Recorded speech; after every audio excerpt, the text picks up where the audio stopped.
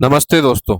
स्वागत है आपका इस स्पेशल जर्नी में जहां हम 2000 से 2010 के बीच के सबसे इंपॉर्टेंट इवेंट्स को याद करेंगे। ये डेकेड था फुल ऑफ ड्रामा। कभी टेरर ने दुनिया को हिला दिया, कभी टेक ने जिंदगी बदल दी, कभी वेदर ने हमारी स्ट्रेंथ टेस्ट की, और फिर आई 2008 की मंदी जिसने सबको एक झटका दिया। चलिए शुरू करते हैं इस रोलर कोस्टर राइड को। एक डेकेड, एक दशक जो कि हमेशा याद किया जाएगा। 2000 का दशक शायद इतिहास के सबसे अशांत दशकों में से एक था। 11 सितंबर 2001 को दुनिया ने अपने इतिहास का सबसे बड़ा आतंकी हमला देखा। अलकायदा के आतंकियों ने 4 पैसेंजर प्लेन्स हाईजैक कर लिए। 2 प्लेन न्यूयॉर्क के वर्ल्ड ट्रेड सेंटर से टकराए और कुछ ही घंटों में आइकॉनिक ट्विन टावर्स गिर गए। लगभग 3000 लोगों की जान चली गई।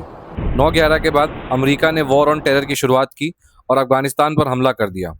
इसके बाद दुनिया भर में सिक्योरिटी और एंटी टेरर मेजर्स काफ़ी सख्त हो गए। लेकिन टेररिज्म सिर्फ अमेरिका तक सीमित नहीं रहा। दिसंबर 2001 में भारत की संसद पर भी आतंकवादी हमला हुआ।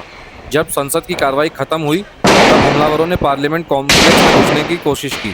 सुरक्षा बलों ने हमलावरों को मार गिराया। लेकिन इस घटना ने भारत और पाकिस्तान के बीच तनाव को काफी बढ़ा दिया। 2002 में गुजरात के गोधरा स्टेशन पर साबरमती एक्सप्रेस के एक कोच में आग लग गई, जिसमें कर सेवकों समेत 59 लोगों की मौत हो गई। इस घटना के बाद गुजरात में व्यापक सांप्रदायिक हिंसा फैल गई, जिससे कई लोगों की जान गई और हजारों लोग प्रभावित हुए।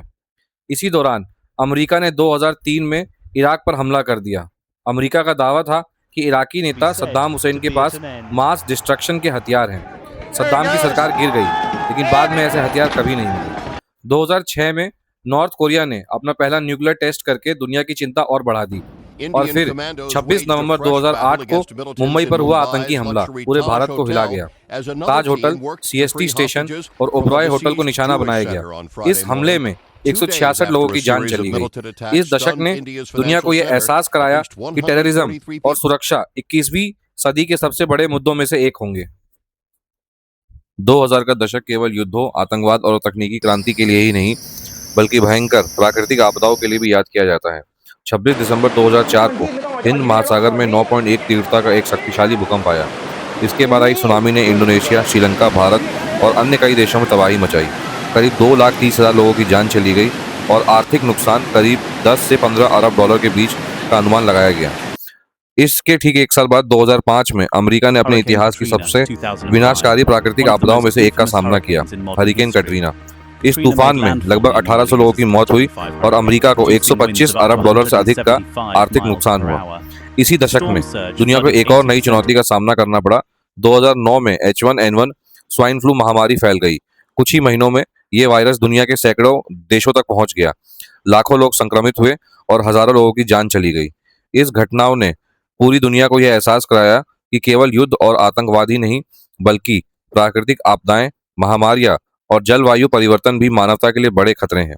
यह वही दशक था जब दुनिया ने जलवायु परिवर्तन को गंभीरता से लेना शुरू किया और क्योटो प्रोटोकॉल जैसे अंतर्राष्ट्रीय प्रयासों पर अधिक ध्यान दिया। 2008 में दुनिया ने ग्रेट डिप्रेशन के बाद सबसे बड़ा इकोनॉमिक क्राइसिस देखा। लेकिन सवाल यह है कि आखिर ये क्राइसिस आया कैसे?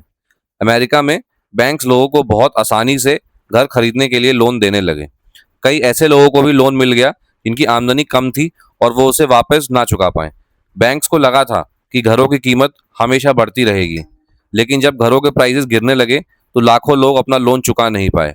इससे बैंक्स को भारी नुकसान हुआ और लीमन ब्रदर्स जैसे बड़ा बैंक कोलैप्स हो गया। इसके बाद दुनिया भर में घबराहट फैल गई।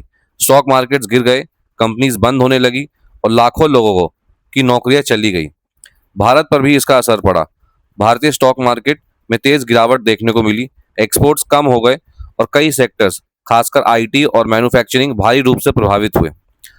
उस समय भारत सरकार और रिजर्व बैंक ऑफ इंडिया ने इकोनॉमी को संभालने के लिए कई कदम उठाए।